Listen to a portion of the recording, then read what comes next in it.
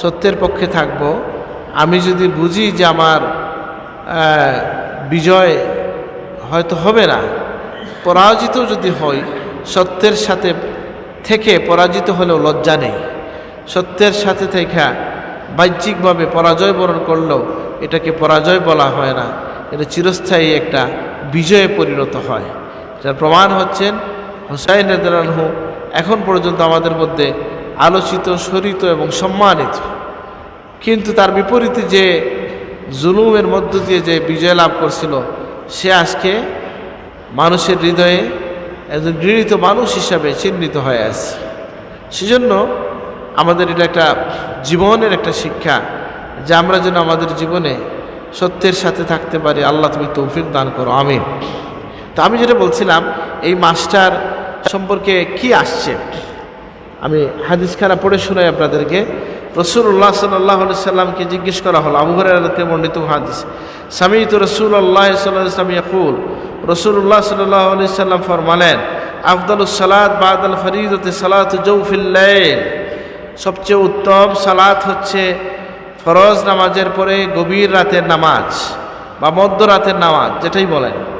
আফদালুস সিয়ামে বাদা শাহরি রমাদান শাহরুল্লাহিল্লাযী তাদউনাহুল মুহাররম, আর সবচেয়ে উত্তম রোজা হচ্ছে রমজানের রোজার পরে সবচেয়ে উত্তম রোজা হচ্ছে মুহররমের রোজা।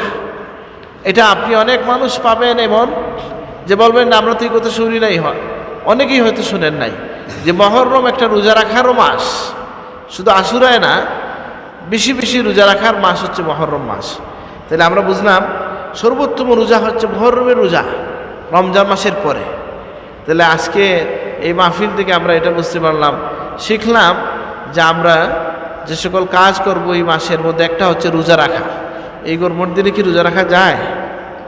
আসলে যায়। এবং গেলে কি হবে বলে আপনার আমার জন্য এটা ফায়দা হবে, ইমানি ফায়দা হবে, শারীরিক ফায়দা হবে এবং সুন্নতের উপর আমল হবে। ক্লাস নাই না? ঠিক আছে, যেটা বলছিলাম এটা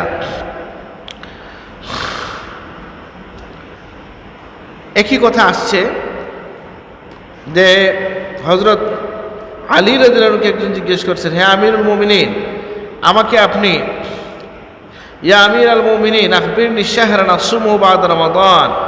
আলী রাদিয়াল্লাহু আনহুর কাছে ইবনে সাদ এসে বললেন, যে এক ব্যক্তি এসে বললেন, ইবনে সাদ থেকে বর্ণিত যে এক ব্যক্তি এসে আলী রাদিয়াল্লাহু আনহুকে বললেন, আমাকে বলেন তো রমজানের পরে কোন মাসে আমি রোজা রাখবো।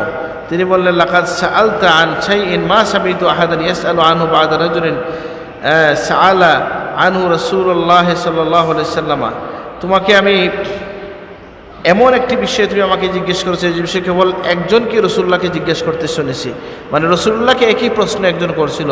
প্রিয় নবী সাল্লাল্লাহু আলাইহি ওয়াসাল্লাম কি বলছেন? ইন কুনতা সাইমান শাহরান বা'দা রমাদান ফাসুম আল মুহাররম।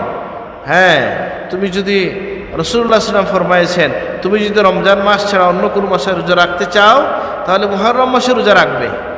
ফাইন্নাহু, হ্যাঁ, শাহরুল্লাহ, এটা আল্লাহর মাস। ওফিহি ইয়াউমুন তাবা কওমুন ইউতাব আলা আখারিন। হ্যাঁ, তাহলে আল্লাহর হাবিবের পক্ষ থেকে বলা হচ্ছে এটা আল্লাহর মাস, তুমি রোজা রাখলে এই মাসে রাখবে। তাহলে আমি বুঝাইতে চাইতেছি, আমাদের কাছে যে আলোচিত যে কারণে আশুরা, সেটা তো অবশ্যই আলোচিত হবে এবং আমরা আলোচনা করব, অন্যান্য বক্তাগণ বক্তব্য দিবেন। সাথে সাথে আমাদের এটা জানা থাকা যে পুরা মাসটাই আল্লাহ আমাদের জন্য ইবাদতের জন্য নির্ধারিত করে রেখেছেন, যেটা রোজা রাখার মাস, বেশি বেশি রোজা রাখা এটার একটা আমল।